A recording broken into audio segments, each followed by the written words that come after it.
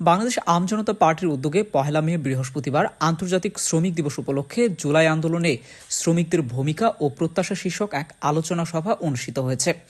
জাতীয় প্রেস ক্লাবে অনুষ্ঠিত এই আলোচনা সভায় দেশের বিভিন্ন খাতের শ্রমিক প্রতিনিধি ও বাংলাদেশ আম জনতা পার্টির নেতৃবৃন্দ উপস্থিত ছিলেন। তারা শ্রমিক আন্দোলনের ইতিহাস, বর্তমান পরিস্থিতি এবং ভবিষ্যৎ প্রত্যাশা নিয়ে আলোচনা করেন। বক্তারা জুলাই আন্দোলনে শ্রমিকদের সাহসী ভূমিকা ও অবদান তুলে ধরেন, পাশাপাশি তাদের অধিকার রক্ষায় ভবিষ্যৎ করণীয় নিয়ে মত দেন। আলোচনা সভায় বক্তব্যকালে বাংলাদেশ আম জনতা পার্টির আহ্বায়ক ডক্টর মোহাম্মদ রফিকুল আমিন শ্রমিকদের অধিকার প্রতিষ্ঠার কথা ব্যক্ত করেন।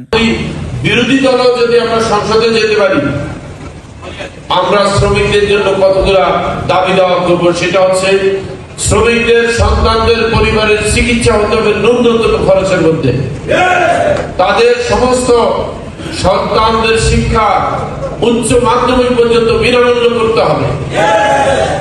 শিক্ষা আমাদের জন্মগত অধিকার।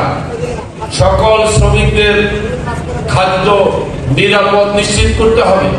বহু শ্রমিক দেখা গেছে কল কারখানায় পর্যাপ্ত পরিমাণ নিরাপত্তা ব্যবস্থা না থাকার কারণে অবহেলার জন্য তারা তাদের জীবন হারায়, হাত পা অঙ্গহানি হয়।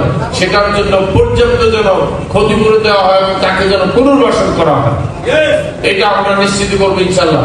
শুধু বললে সারাদিন চলে যাবে। শ্রমিকের জন্য আমরা কি কি করতে চাই বললে সারাদিন চলে যাবে।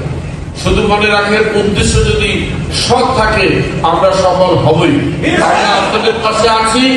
আপনারা আমাদেরকে সহযোগিতার জন্য হাত বাড়িয়ে দেন বা না দেন, সন্দেহ করেন বা না করেন, বিশ্বাস করেন বা না করেন, আমরা আপনাদের সাথে আছি।